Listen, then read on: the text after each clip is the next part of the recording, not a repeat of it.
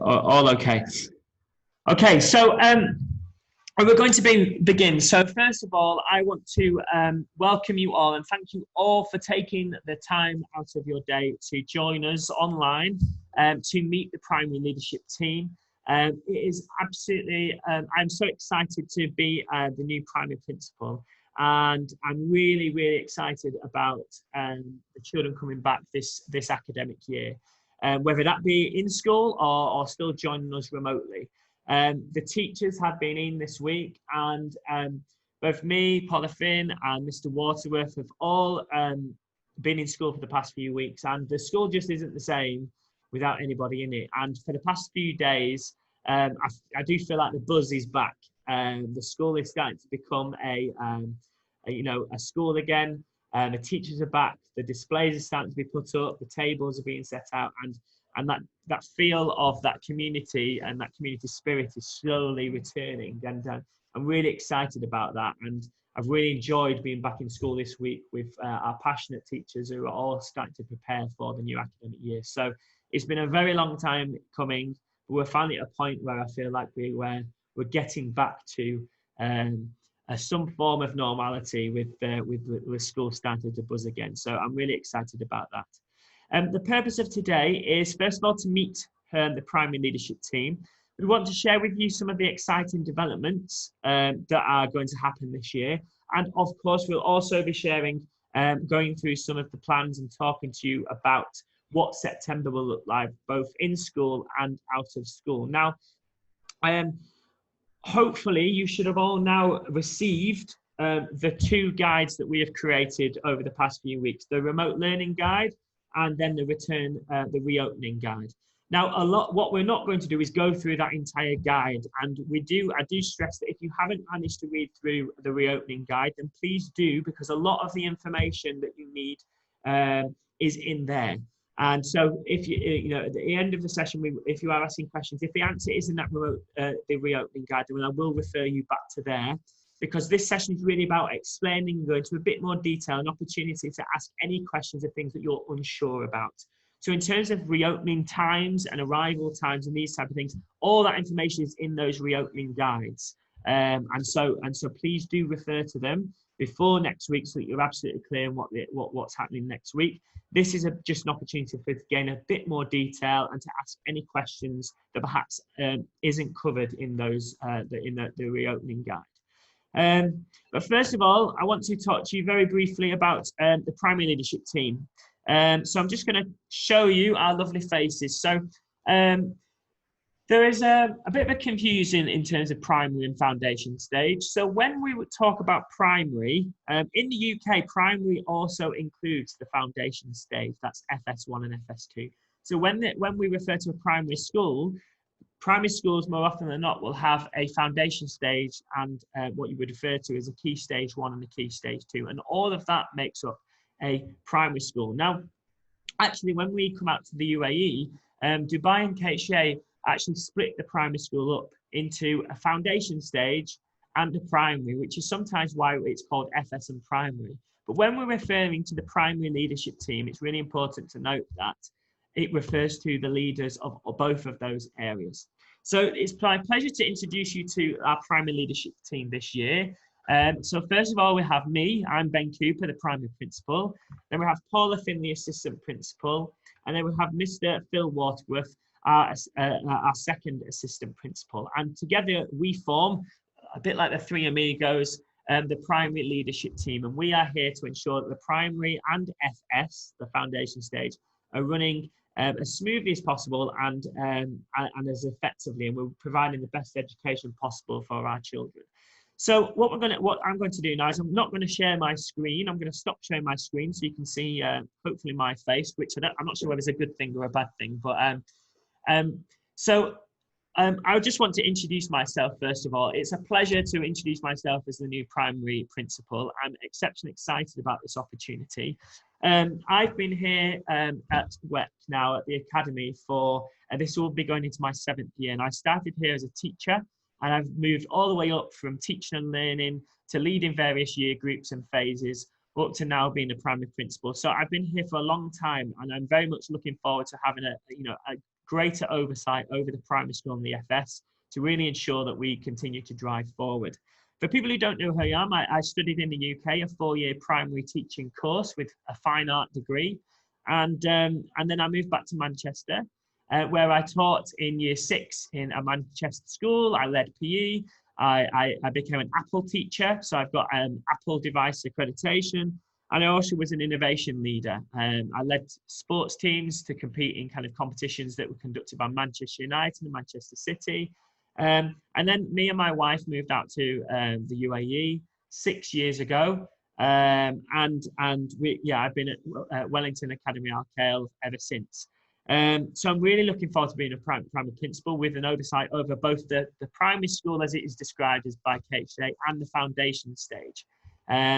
And so do say hello to me, and I'm really looking forward to this academic year. My kind of main focus is high quality teaching and learning, making sure that learning is challenging and exciting. And we're really pushing those 21st century skills. And I'll talk about that a little bit later within this presentation. And I'll also be looking at how the curriculum impacts on that and how we're delivering a really innovative, modern curriculum that really challenges our children's thinking and really pushes them across the curriculum. For me, the main priority in primary schools is to really ensure that children are exposed to as many opportunities as possible. And you know, there's lots of research that actually suggests that children aren't born talented at things. You know, aren't necessarily born as talented musicians or talented artists or talented sportsmen and women. Actually, what it's all about is providing opportunities. If a child is provided opportunities early on to discover a love of something, then the chances are they're more likely to become very talented at those aspects. And so for me, primary school is about exposing children to as many opportunities as possible, a really broad curriculum where children can experience as many different things so that they know what they like and they know what they find more difficult, and can really develop a passion and interest for various subjects and skills and initiatives. So I'm really looking forward to developing those opportunities this year. With that, I'm now going to introduce you to Paula Finn, our assistant principal, who's going to talk to you briefly and introduce herself. So many of you will know me already. For those who don't, my name is Paula Finn, and I am originally from Scotland. I did a 4-year teaching degree at the University of Strathclyde. So I got a BEd with honours in primary education, and I've also got a postgraduate certificate in education and inclusive education. So that's an area that I'm really sort of passionate about, is inclusion and making sure that every child feels included and that we have personalised learning for every child. As I said yesterday in the session as well, my colleagues here are very interested in innovation and digital learning and robotics and all of these things. I am interested in those, but I am more passionate about your sort of core subjects like English and maths, and I'm always harping on about handwriting standards and all of these things. So I guess I'm a bit more old school in my approach there. I also really value personal, social and emotional development. I think working as a foundation stage teacher, I've worked across the primary, every year group and in foundation stage. But I think really the foundation stage curriculum has made me realise how important personal, social and emotional development is, how important communication and language is, and physical development. And those are areas that I'm really passionate about, making sure that they're really prevalent in the primary school as well. So my area of responsibility is we have foundation stage leaders both in FS1 and in FS2, and we also have heads of year in every year group. So I sort of line manage the leaders in FS1 and FS2 and in year 1, and sort of guide and support them with their teams. And between the 3 of us as well, we also line manage all of the core curriculum leaders. So even from, that will include Islamic and English and maths, we sort of guide them with their work as well. So I will hand you over to Mr. Waterworth. Thank you very much, Mrs. Finn. Hi everybody, it's nice to see you all here on the Zoom chat today. Before I speak, I've just actually been going through the participants, and hi Rihanna, and I've just actually seen a couple of parents who children I have taught last year in the participation. So it's good to see you here, guys. So my name is Mr. Phil Waterworth. I grew up in the north of England. I studied sport and exercise science at university. As a young lad, a young boy, I wanted to be a football player, as I'm sure many young boys would like to be when they're older. Unfortunately, that didn't go to plan.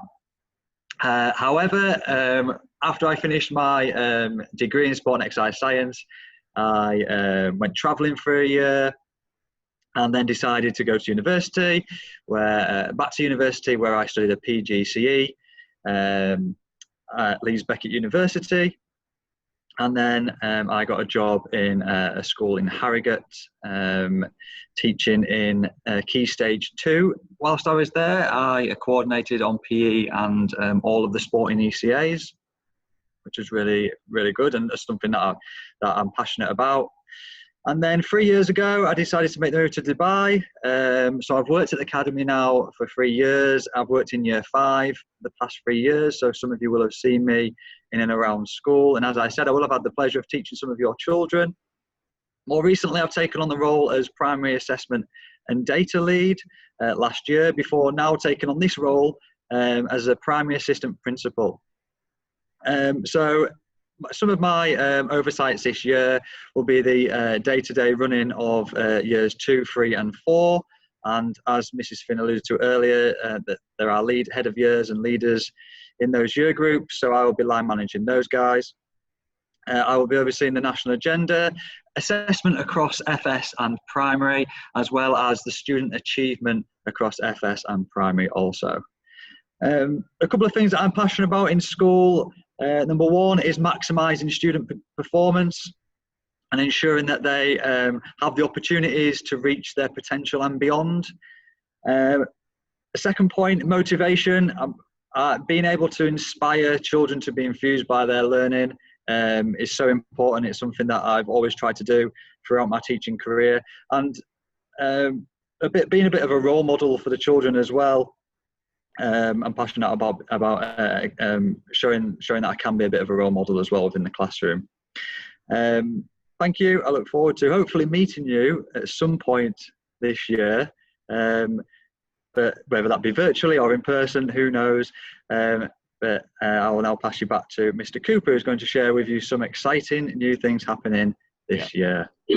Thank you very much. So yeah, I'm just going to reshare my screen. So obviously, we're going to spend a bit of time talking about September and going through some of the more finer details of the reopening guide and what that will look like, and touch upon remote learning as well. But before I do, I just want to spend a couple of minutes just quickly going through some of our exciting updates in terms of what to expect in terms of school improvements and things that your children will be getting involved with this academic year. So one of the things that I'm exceptionally passionate about is innovation and robotics and coding.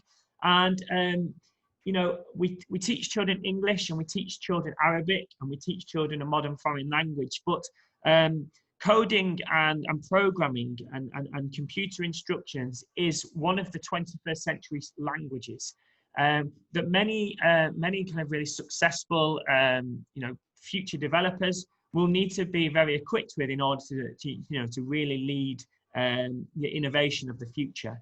And so when we're talking about children being equipped with 21st century skills, this coding and innovation and robotics will be essential to a lot of vocations in the future. And so that needs to start from the very beginning. So this year you will see FS children beginning to work with robotics and programming, leading and designing instructions at a basic level. And then children moving through the primary school and slowly developing their coding and programming and instruction skills. So by the time the children are in year 6, they're ready to begin their computer science lessons in secondary. They'll do that obviously in a really fun and age-appropriate way. You'll see in the picture that these kind of orbs, these balls, these spheros as they're called, are very basic child-friendly robotics that are built and designed to really engage our youngest learners in the very foundations of these type of skills. So you will see children participate in these type of lessons integrated within other lessons throughout this academic year, which we're really, really excited about. And the children will absolutely love it. following on from that as well, in terms of enterprise and being an entrepreneur, you will those type of skills are exceptionally important for the future. And a lot of research has been put out in terms of what 21st century skills will be necessary for people to be successful. And a lot of those are inbuilt within leading companies and leading teams. So we want children to develop skills like creativity, teamwork, team leading, compromise skills, debate, financial understanding, innovation, market research, all those things that make great business leaders, make great entrepreneurs. All those skills are really important and applicable across whatever type of job children will be going into in the future. And indeed, there's a lot of conversation about, today people apply for jobs. In the future, people are more likely going to be creating their own jobs and developing their own ways of earning money.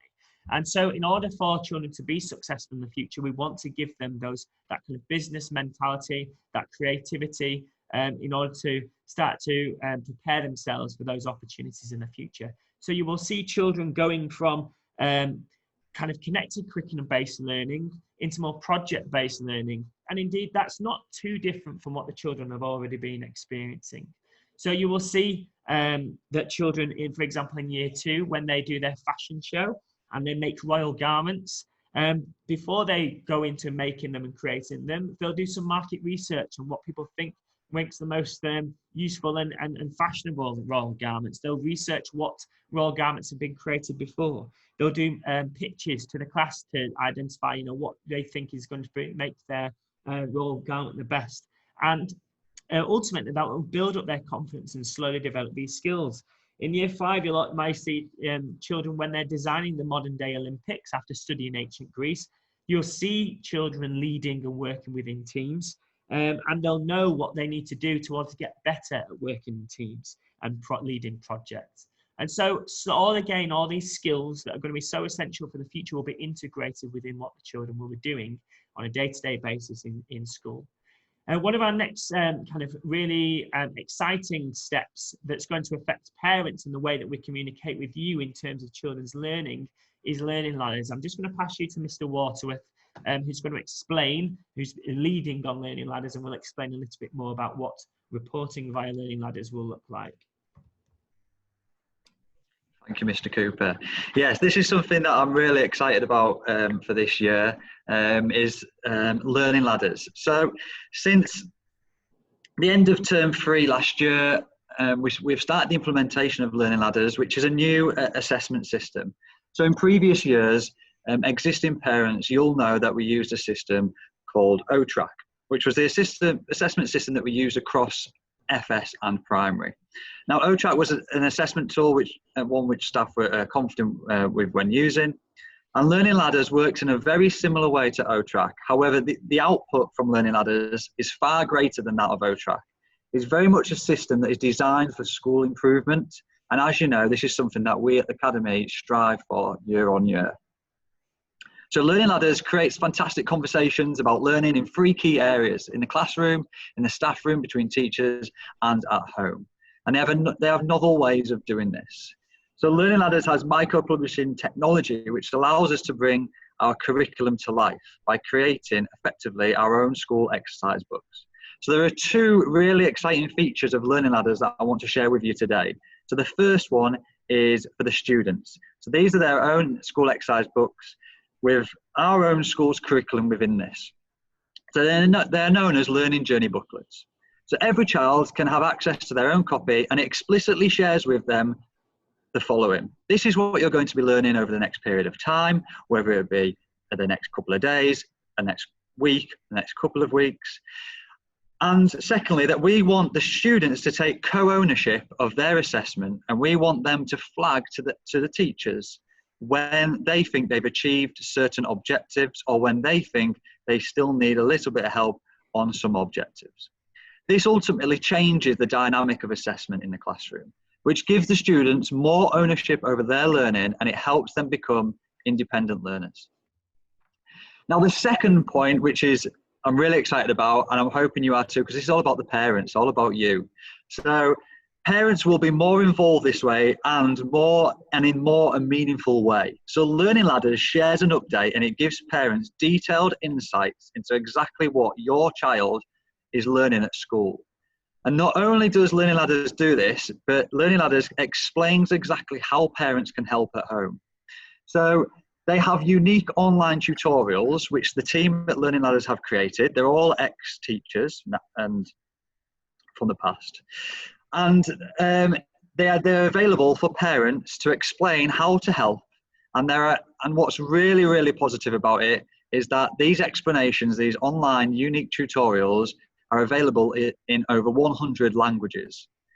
So that means undoubtedly it'll be a huge success with our diverse international community and within our ELL families. Well, what does this mean? So this means that parents, you guys, will be able to regularly see your child's next steps online and in your preferred language. Thinking more locally, as this is a UK-based system, Learning Ladders is used widely within the UAE and Middle East. And I just wanted to finish on a quote from another GEM school who have been using Learning Ladders from Dubai over the past couple of years. So they stated that we moved from good to outstanding, which we know as 2 bands in the UAE. We are thrilled, and our feedback from the inspection referenced Learning Ladders specifically as a positive improvement. So we as an academy as a primary leadership team are really excited about the implementation of Learning Ladders going forward. And the 2 areas that I've just spoke about there, so the positive impact it's going to have on the students with them taking more ownership of their assessment and being more involved in their assessment, and with parents where they can regularly see updates on their child's next steps, is going to be a huge success this year. So I'm really excited, as you can tell. I know Mrs. Finn and Mr. Cooper are too. And I'm going to pass you back now to Mr. Cooper, who's going to speak a little bit about high performance learning. Yeah, absolutely. So as you'll know, our school is still on a journey to be given the status of a world-class high performance learning school. And it's a 2-year program, so we're halfway through that at the moment. And basically, the things that we've spoken about just before in terms of the skills, the 21st century skills that make great learners are basically the fundamentals of high performance learning. But when I'm talking about the curriculum and providing children with as many opportunities as possible, high performance learning is exactly that. It's about ensuring that children have as many opportunities as possible through the curriculum to develop their skills, to find out what they're passionate about, and then to utilize 21st century skills within them.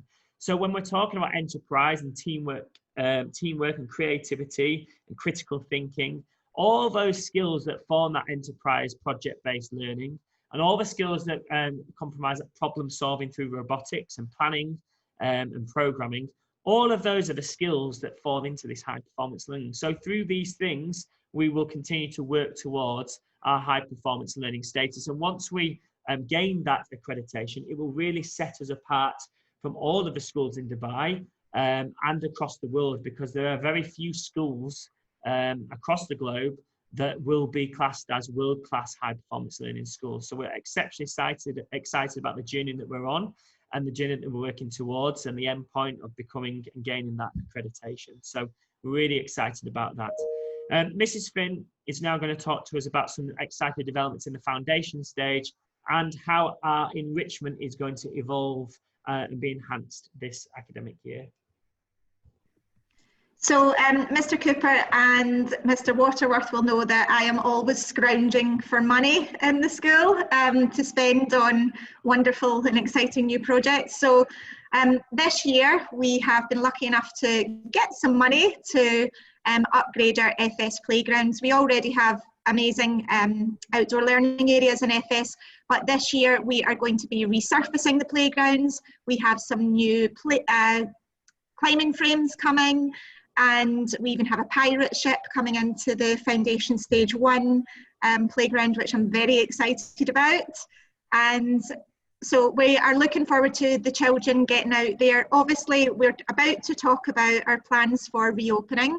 At the beginning of the year, we anticipate that while it's very hot, the children won't be using the outdoor areas in the first few weeks. We are going to look at how we can start utilising those very quickly while still maintaining our bubbles of children and social distancing.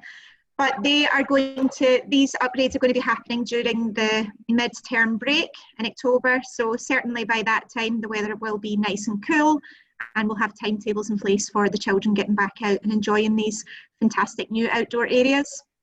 So the next exciting update that I would like to talk to you about is enrichment. So at the Academy, we have been focusing on enrichment for the last few years now. And the reason that we introduced enrichment was sort of twofold. The first one being that we know our children really well academically. We know them inside out, where they need to be going next, what their next steps are, their targets in terms of maths and English. But we might not have known, maybe 3 years ago that child had won a competition at the weekend, or that they'd done something amazing with their family, because there's just sort of not enough time in the day in the timetable to be speaking to children about their wider lives and their families, their home lives, and their sort of achievements outside of school. So we've really worked hard over the last few years to make sure that we are really celebrating the whole child, and that we have that time to really spend with the children to sort of talk to them about their interests and things as well. And the other reason that we introduced enrichment was, just as Mr. Cooper said with our high performance learning, it's about introducing children to different opportunities. You're never going to know you like something if you've never tried it or experienced it, never mind, excel in that subject or in that area. So we've been introducing things like robotics, we've been doing things like gardening and cooking, and all sorts of things have been going across the primary school linked to enrichment. We've also been giving children opportunities to be sort of developing metacognition, which is where they're thinking about how they think and how they learn, and their different learning styles linked to our CAT4 assessments and things as well. So what we're going to do this year is we are continuing with enrichment, but you will start to see a sort of phase or a shift where, instead of doing this in blocks, we're looking at how we can weave this through the curriculum. So instead of having 2 hours per week sort of timetabled at the end of the day for these activities, we're going to look at how do we get gardening into our project-based learning and make it much more cross-curricular. How do we sort of support the children's well-being and have those brain breaks and things like mindfulness? How do we do that throughout the school day, for 5 minutes maybe as a transition between lessons, rather than having it as a sort of standalone thing at the end of the day? So these are some of the things that are coming forward. Obviously at the beginning of the year, which we're just going to talk about now, it's going to be so important that we are supporting children's well-being. That is the major thing on the agenda here. Obviously, health and well-being are our top priorities. So you will still see enrichment on the timetables for at least 1 hour a week across years 1 to 6. And then we'll start to sort of phase that and weave that into into the day as we move through the academic year. So if you could just change slide there, Mr. Cooper, that would be great.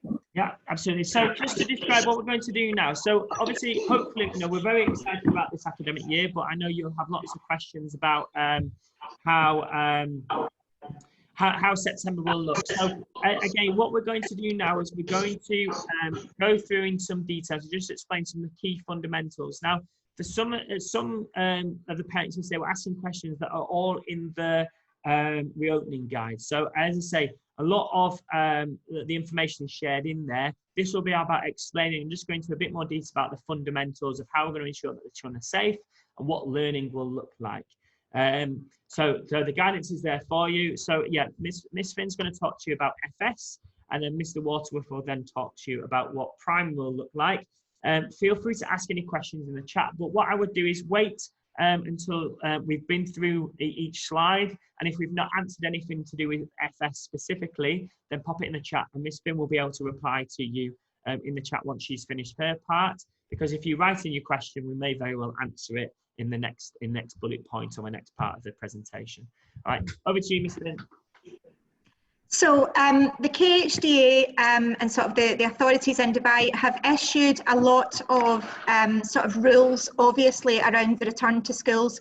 So one of the rules that has come from the authorities is that children in the foundation stage and in year one will be in stable groups of no more than 10 children.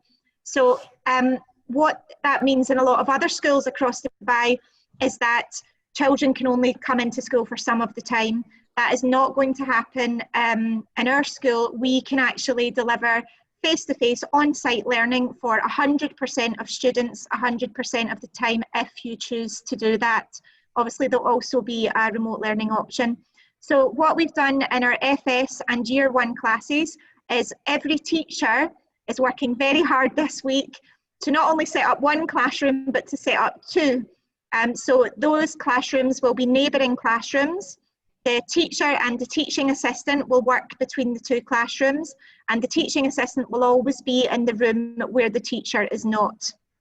In the foundation stage, because of the nature and the age of the children and their needs that they have down there, it'll be that we have an additional teaching assistant working across sort of two teachers. So they'll be supporting children, for example, if we have a toileting accident, which isn't unheard of in the foundation stage, or if there's sort of things that crop up where we just need someone to come and support another adult there. So in the foundation stage, the teachers will be sort of alternating between the classrooms to deliver face-to-face lessons to both groups. In year one, it will be that the lessons are live streamed, so they will be live streamed to the children who are working at home remotely. They will also be live streamed into the next door neighbouring classroom to the other 10 students. The teaching assistants and the teachers are going to have Bluetooth microphones, which they were very excited to try out today. So they will be able to communicate with one another while the live streaming is happening in year one and in primary. So even if a child in the next door classroom would like to ask a question, that can very easily be done because we'll be able to hear them through the Bluetooth microphone. And obviously the teaching assistant will be on hand there. If one day the teacher delivers English in the first class, she will go in and do the English lesson live in the second class the next day with it being live streamed next door. And then when the children go off to do their independent tasks and their chili challenges, the teacher will be working between the two classes with the teaching assistant and also checking online to see how the remote learners are getting on. I'm just checking what I've covered here. We are going to have individual resource baskets for every child across FS and primary. So your child is welcome to bring their own stationery to school. I know that I can actually remember that when I was at school, I loved bringing in my own pencil case and my own pens and things. They are welcome to do that, but if they do that, they must stay in school and be in their baskets. Also, your child doesn't have to bring in their own stationery. We are more than happy to provide that. So every child will have a basket which has basic stationery, so things like rulers and sharpeners and pencils and colouring pens, glue sticks, scissors, and any other resources that the teachers think that they might need regularly throughout the week. So for example, in year one, it might be that they have their own little Numicon set for when they do maths. They might also have their own cubes for counting, which no one else is going to touch because it's in their basket. So they will be only for the children to touch. Now, I've heard a lot of things across, well, really the entire world as schools are reopening.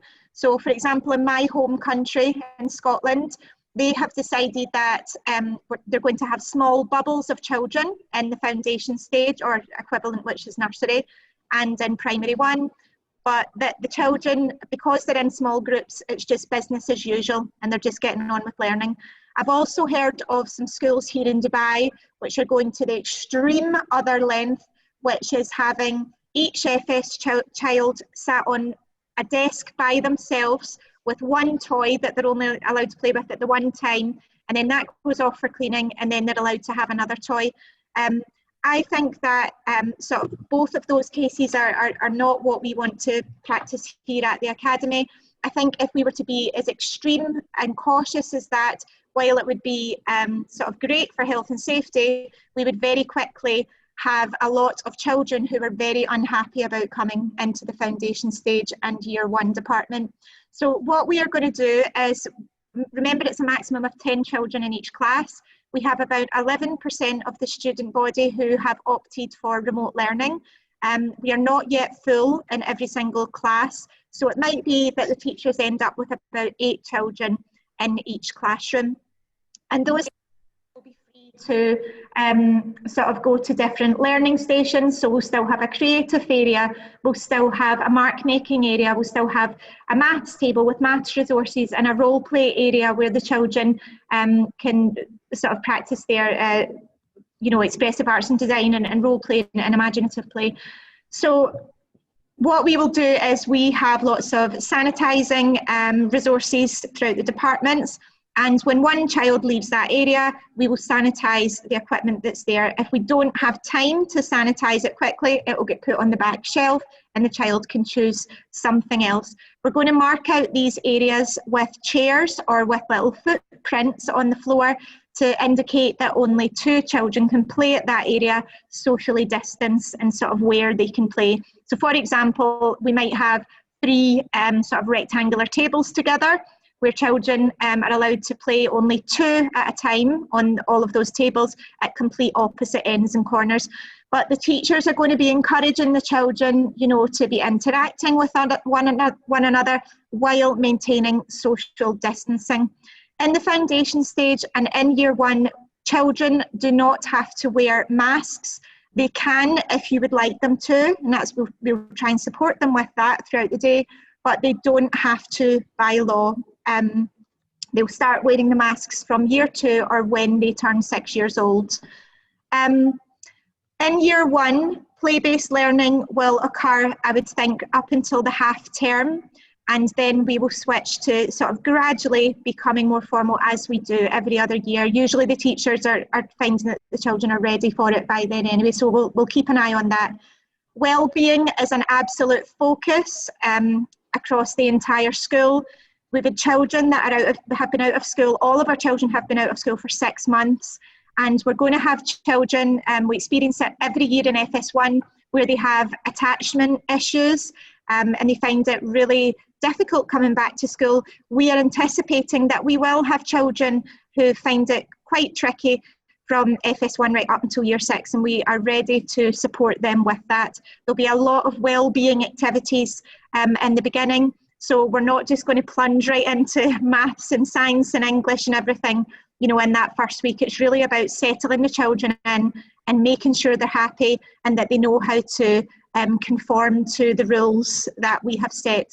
The other thing is that we don't want our children to develop fears about being near other people or being dirty or any of these things. So we've made sure that we've communicated to the teachers that all of the, the hand sanitising that's going to take place regularly throughout the day. So every time the children come into the class, go out of the class, regular intervals throughout the day, hands will be washed, sanitised. But we want to make sure we do that in a fun and positive way, and that even in the foundation stage, the children are never reprimanded for, putting their fingers in their mouth, because that's a natural thing to do at that age. But it's just that we sanitise our hands, we're very positive about it. So that the children don't develop, sort of anxieties around that at all. So that's really where we are with FS and year 1, and Mr. Waterworth is going to talk to you about how that will look from year 2 onwards. Thank you, Mrs. Finn. So, so Mrs. Finn, thank you for that. Mrs. Finn covered FS and year 1. I'm going to attempt to cover year 2 through to year 6 and how teaching and learning will look in those classes from next week. So, from years 2 to year 4, every class will be split into roughly half in 2 neighbouring classes. And these classes will be based upon the friendship groups that the children decided upon at the end of last year. So the teachers have been in this week. They've been looking at those friendship groups, and they have been allocating where the children should be within the two classes. And from years 2 to year 4, all the classes, as I say, are neighbouring each other. So they're right next door. So the teacher, and I apologise if I do repeat some of the things that Mrs. Fing has said, but I want to cover all bases. So the teacher is going to supervise one half of the class per lesson, and the teaching assistant will supervise the other half of the class per lesson. Now that doesn't mean that the teacher cannot leave the half of the class and go into the next half. So the teacher and the teaching assistant can actually alternate between the classes during a lesson so that they can support all learners within the classroom and even remote learners. And I will touch on remote learners as we go through this. So the teacher's main location will alternate between each lesson as well. So say for instance in period 1, the teacher is teaching maths to one half of the group and doing their input in one class, and the teaching assistant is next door. In the next lesson for English, the teacher will switch and they will conduct the inputs for English in that half, where the teaching assistant will be in the other half. So the location of the teacher can change throughout the day. And then for the next day, if the teacher taught maths, the input to one half of the class, then the next day they'll probably switch and teach maths to the next part of the class. But I would stress that the teacher and the teaching assistant can alternate between classes during lessons. So that means that face-to-face contact is still happening between all children and the teacher throughout. In year 5 and 6, it's a little bit different. In year 5 and 6, they can actually have up to 15 children in a class, and the remaining children will be allocated a seat in our designated learning zone, and this again will be based upon friendship groups. So the teacher will supervise the class, and the TAs will supervise the children who are in the designated learning zones. Once again, the teacher and the TA can alternate between the classes and the designated learning zones, because the designated learning zones are just going to be the breakout areas, so they're actually not far away from the classrooms, and that can happen during the lesson. So that means that all year 5 and 6 teachers can support all of the children throughout, and it maintains that face-to-face contact. Now lessons will be live streamed from one class to the neighbouring class, or one class to the designated learning zones for year 5 and 6. And they will also be live streamed to our remote learners.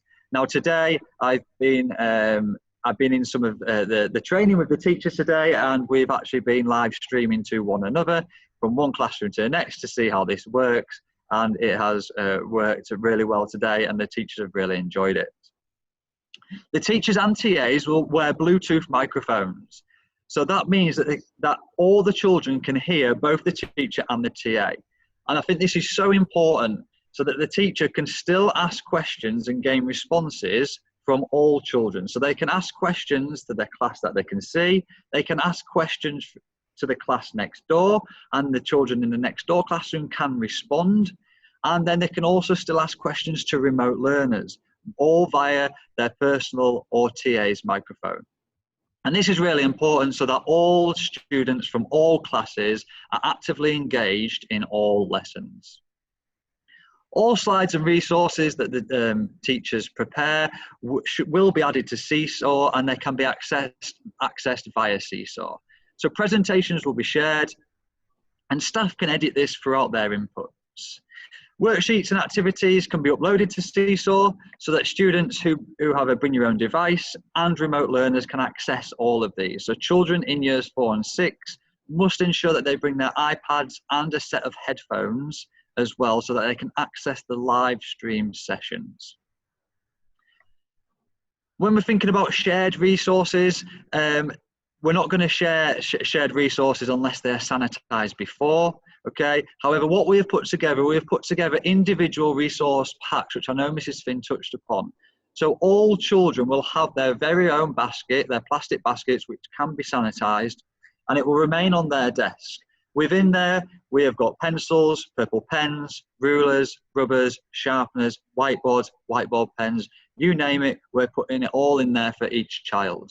Some year groups are now starting to think about what other necessities that children need within that year group. So whether you're in year 4 or year 3, they might want some multiplication grids, and they might want some number squares, they might want some English word maps, and they are starting to laminate so that they can be sanitized, but they're going to put them on each child's desk so that they can remain on their desks for the foreseeable future.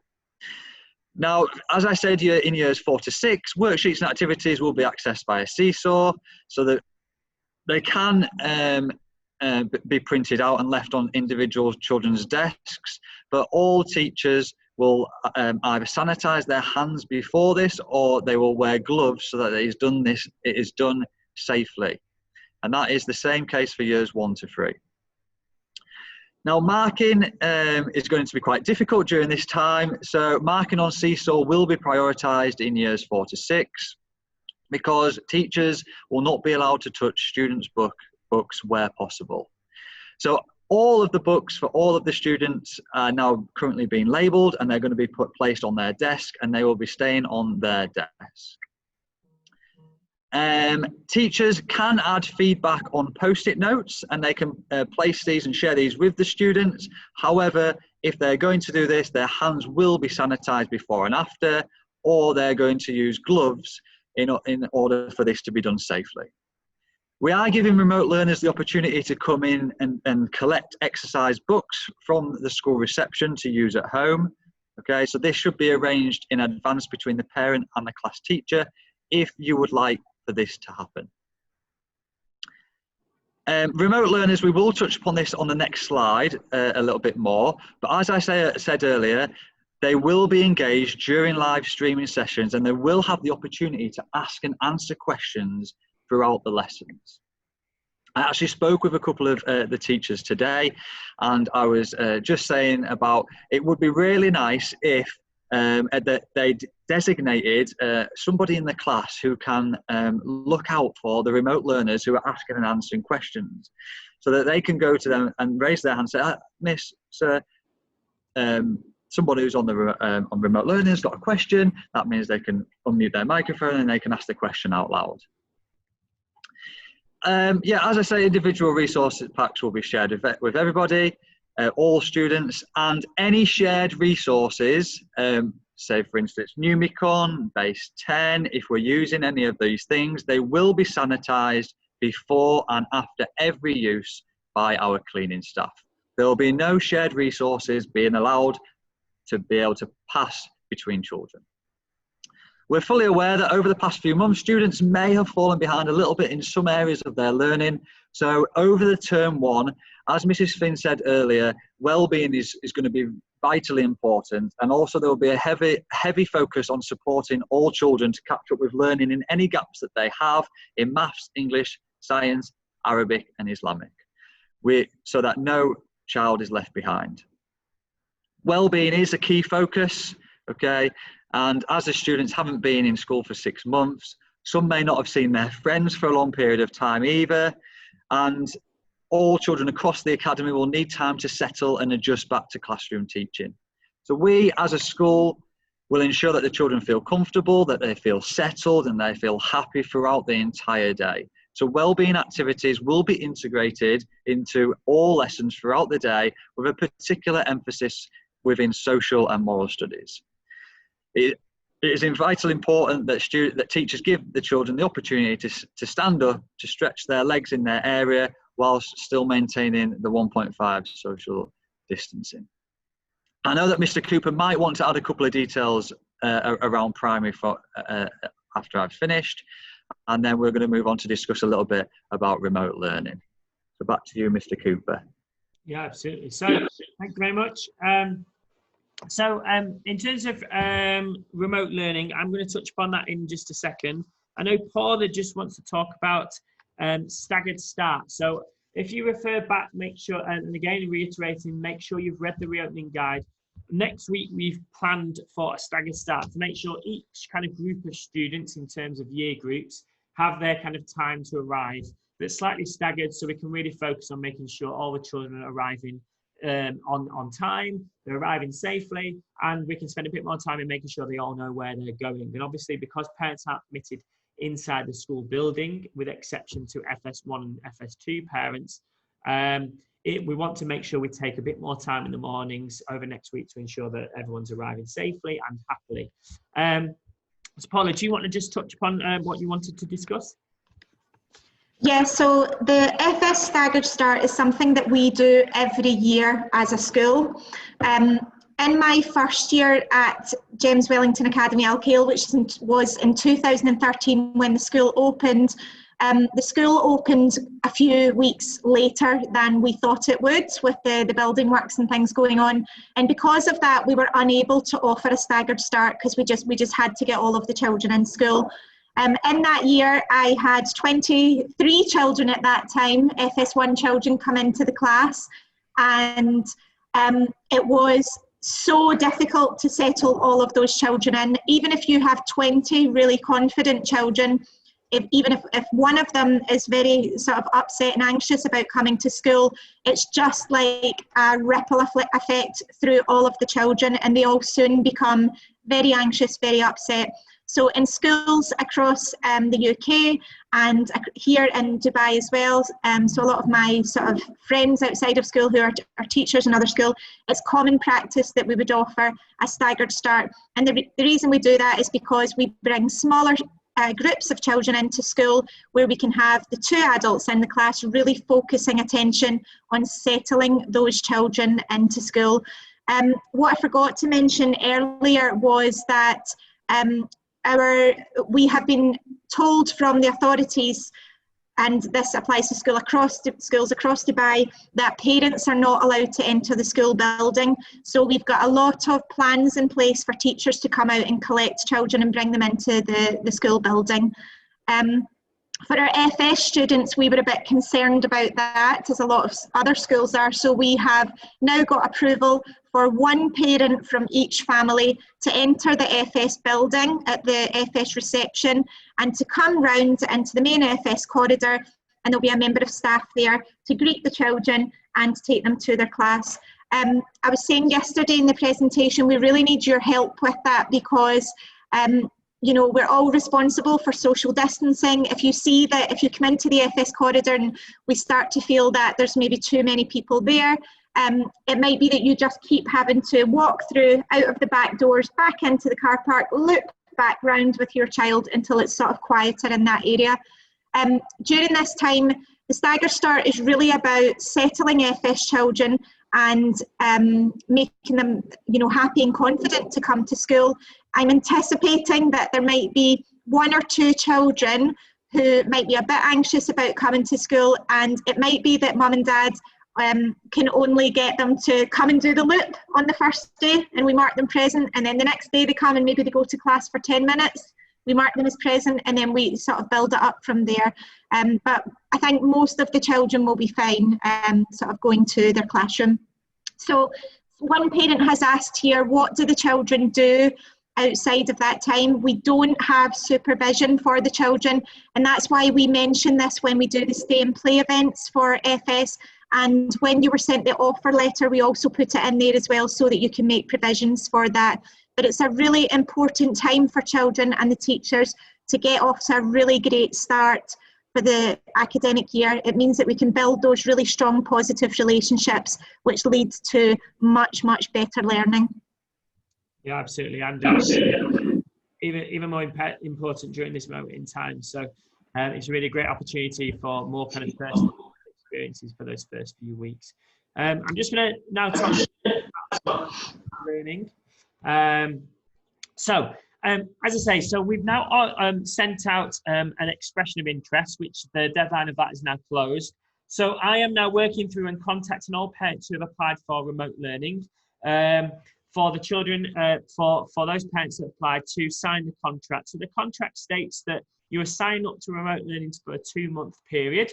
There is a 1-week kind of grace period. So if after next week, the end on Thursday, you actually think, I now feel confident, I want the children to go to school, I think they're better in school, then you can then change your mind and put them in, bring them into school. However, for after that, there is that 2-month period. And the reason for that is obviously our teachers plan lessons. They're planning for the remote learners. They're planning for the students in their class. And so we really want to make sure that we don't have children going in and out for a day and then not in for a week and then in for 2 days. And obviously that would be exceptionally challenging to try and keep up with. And so we want those, if you're committed to remote learning, then it's important that that's signed up for a period of time. So that contract will be sent out by the end of today or tomorrow for you to sign, return, and then we're aware of who will be on site and won't be on site as of next week. For FS, there'll be a balance of live stream lessons in the classroom that will reflect the daily timetable, and that will be the same for year 1s to 6. The important thing to note when considering this remote learning option is it will not be like what it was before the holidays. It will be a bit more fast-paced. We are operating a full timetable again, so we reduced the timetable a bit previously, but because we're offering and operating normally in school, we will be providing the same opportunities for the students on remote learning.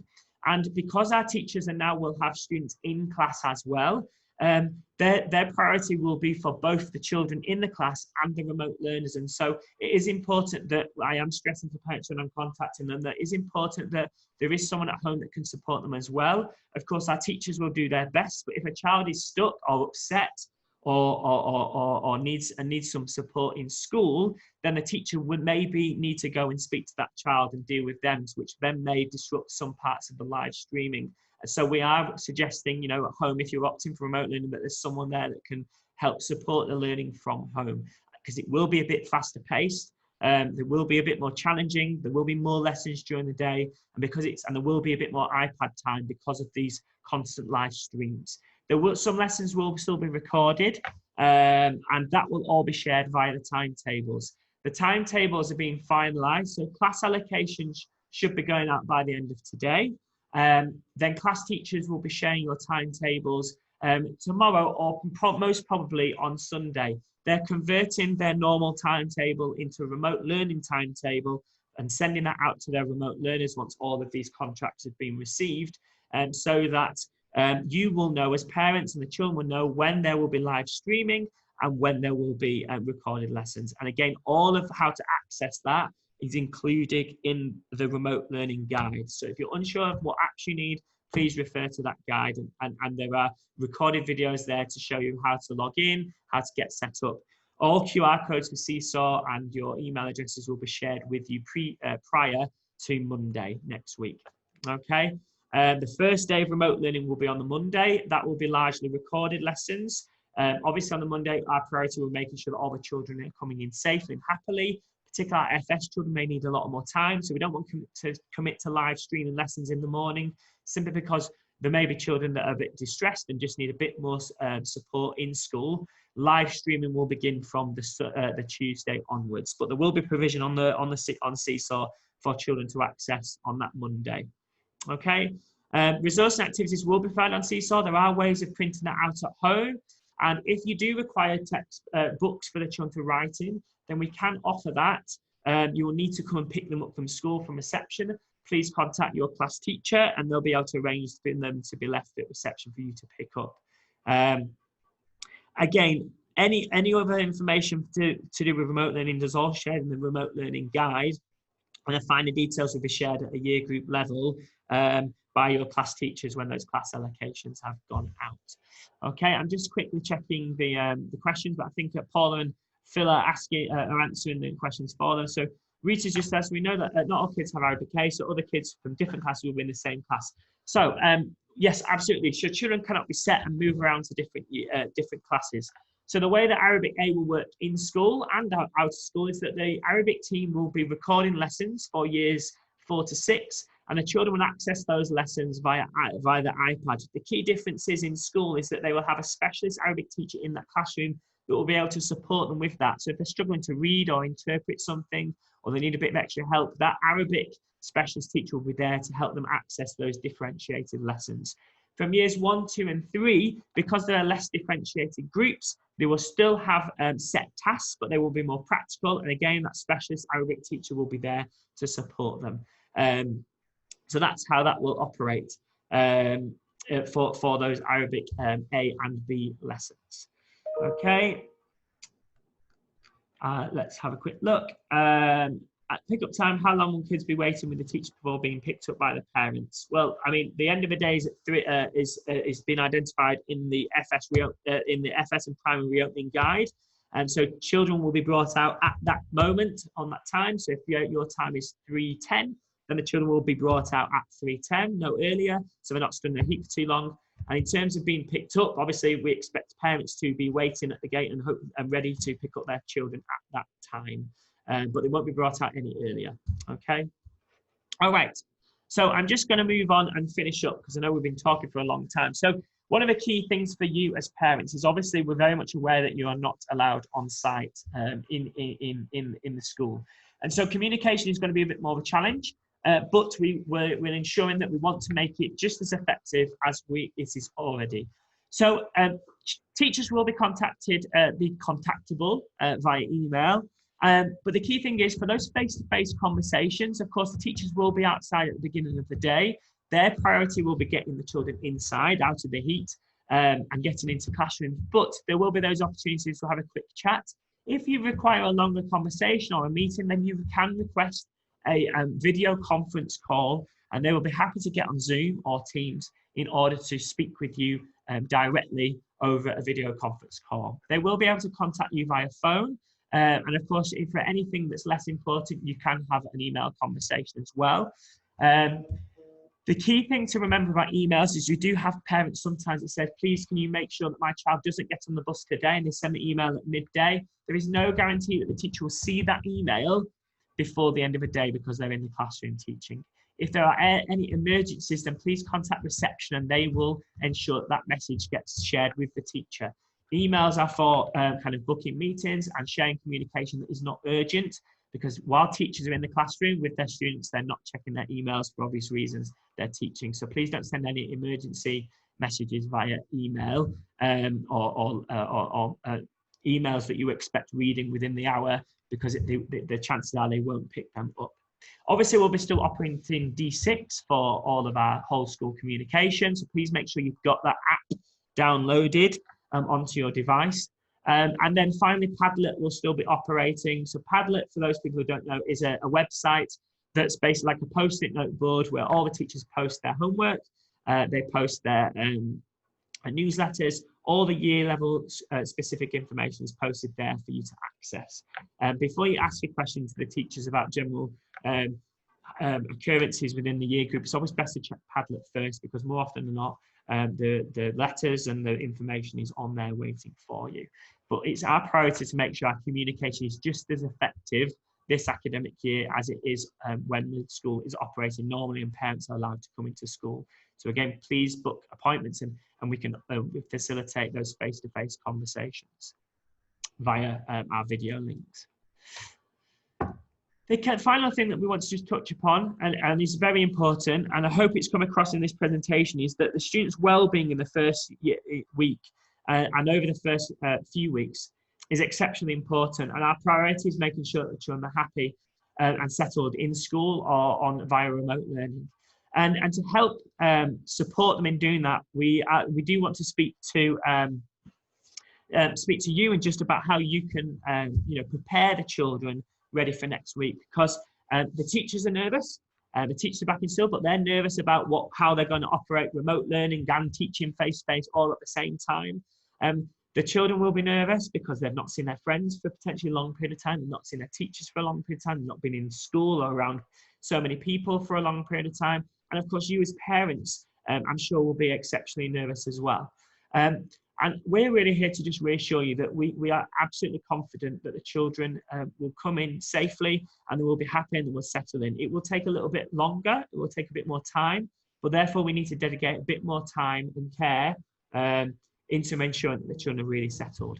But how you can support your children at home with these types of feelings and emotions is first of all by listening to and acknowledging children's concerns. So before next week, talk to your children about what they're concerned about, what they're worried about, and listen to what they have to say. Don't ignore that they might be feeling nervous. Speak to them about it. Give them an opportunity to share what it is that's on their mind. And then in turn, provide clear information. So those remote learning, those reopening guides are not just for parents, they're for pupils as well. And so talk to them about what it says, how things will work, what the morning will look like, what learning will look like, what the classrooms will look like, and share the information with them, because the more knowledgeable they are about the current situation, the better and more informed they will feel going in to next week. And so it's really important we don't hide or mask information, but we share it at an age appropriate level so they can really understand what's going on, and that will in turn make them feel more reassured about the return to school. And of course, we do have some outstanding practitioners in school that can support as our student counselling. And so if you do feel that your child needs a bit more support or requires somebody, kind of a third party, to just sit and chat about their concerns and their worries, we will still operate a socially distanced student counselling sessions for those children to ensure that they can offload on somebody that's not their teacher, that's not their parents, that they don't perhaps feel like they can't tell because they don't want to let them down, like that third party individual. If you do feel that your child would benefit from receiving that, then please contact your class teacher, and once you know who they are at the end of today, and they will be able to pass on your concerns to a student counsellor who will be in contact with you to arrange some counselling for your child within the school day. Physical activity is extremely important. Actually, there's a big link between anxiety and physical activity, and generally speaking, the more that people are physically active, the less anxiety people experience, because it's like that de-stressor. And so, yes, our children at the beginning of the year, there won't be as much movement due to the heat and the temperature and getting children out, not being able to get children outside as much. But with teachers will be providing opportunities for the children to be active. But whether you're on remote learning or the children are in school, when you do get home, try your best to get outside, try your best to get in the garden or on the balcony or go for a walk to really get that bit of physical exercise and activity in to your day schedule with your family. It will be a great experience to socialise and talk about the day, but also getting a bit of fresh air and getting outside will ease and calm any nerves. And it's recommended that children participate in 60 minutes of physical exercise each day as a total. So try and find some time throughout the day, if it's remote learning or once the children get home from school, to get physically active, get on some bikes or go for a walk, and really that will really support the children's return to school. Nutrition is also important. Again, making sure we're eating and having a healthy, balanced diet, both in school and out of school. And sleep is really important. So I have just popped a little graph on the side here, a chart that shares the amount of sleep that each aged child should be receiving each night. So you have your wake up times at the top. So if a child is waking up at 6 o'clock in the morning, then a 3-year-old should be going to bed and going to sleep at 6:30 p.m. in order for them to have enough time to get enough sleep. That decreases slightly all the way up until the age of 10, where the children can go to bed at 8 o'clock if they were to get up at 6 a.m. in the morning. So it's really important that children are getting enough sleep, both for their learning, but also for their anxiety as well. Lack of sleep is also known to link to an increased form of anxiety. So please ensure that children are getting that sleep every night so that they're fully prepared for the school day.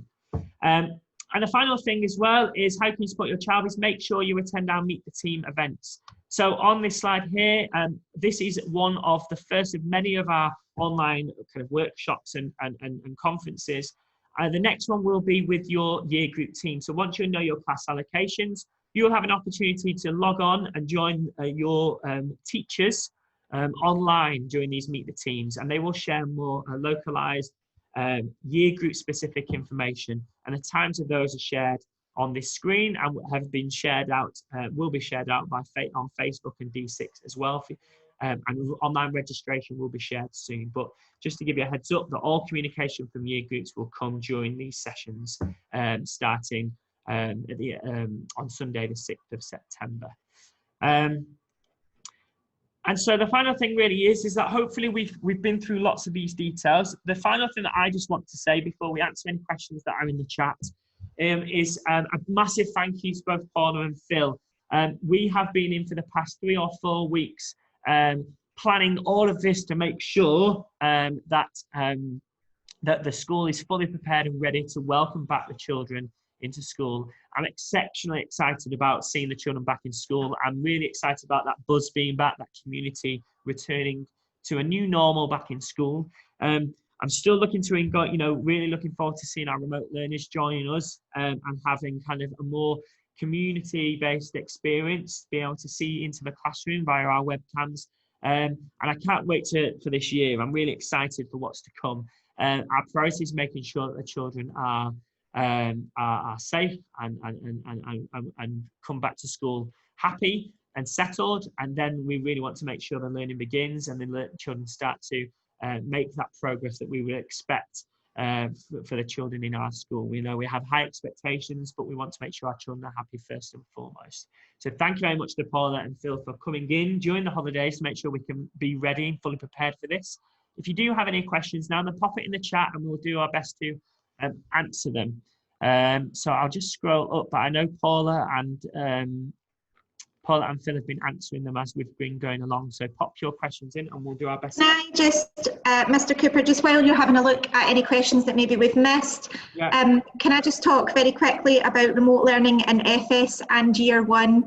So I know that having been an FS and a Year 1 teacher before, that when you're trying to settle those children at the beginning of the year, it's going to be extremely difficult to try and do that with also live streaming from your classroom at that time. So please bear with us if you have opted for remote learning in the first few weeks in FS and in Year 1, and also in Year 2 as well, because it might be that we have some pre-recorded content next week and the week after, and that you'll see that that is starting to decrease and be replaced with live sessions over time. Really the reason for that is because particularly in FS1, if we've got a child who's maybe upset, the teacher can't ignore that child and go and do the live stream. So we really just need to work around the needs of the child at that time. So some of it might be pre-recorded, but we're aiming for having lots of live sessions and that will increase as we go forward. Also in Years 1 and 2, it might be that the teachers do the live session and then that they ask the children to log off at home and then go into Seesaw to access the independent learning. And then they log on again for the live session. And then we'll be aiming for kind of a couple of weeks, sort of 3-4 weeks down the line, that the live doesn't stop, that it just keeps going, and perhaps we only stop for break and lunch. So that's kind of what we're striving for, but just bear with us in the first few weeks because we need to make sure that children that have returned to school and who have been at home with mummies and daddies for so long, that we're giving them a lot of adult attention as well, okay? Yeah, thank you very much. And so I'm just scrolling through. I think most things have been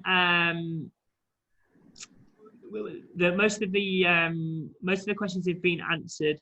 In terms of like materials and what's been covered, that will all be shared via your the year group meeting. So again, next week is all about just getting the children back in, and then when they have them meet the teams, they'll be able to share more information about the content of the curriculum, and that will all be shared out. So yeah, absolutely, Jawahar. So yeah, the materials for Arabic and Islamic, because it was recorded, it should be much more effective because the specialist teachers can be in those classrooms working with those students. And so, I'm not an Arabic expert or an Islamic expert. So it's really important that we get those experts in those classrooms working with those students. So it should be much more effective now that we're back in school. Thank you for sharing that. But I think most of the questions have been answered by Paul and Phil. Have been busy typing away. If you don't think we've answered the question, then please pop it into the chat. And we'll answer them. If you think all your questions have been answered, then feel free to leave and we'll stay on and just answer any final questions before we finish. So thank you very much for everyone.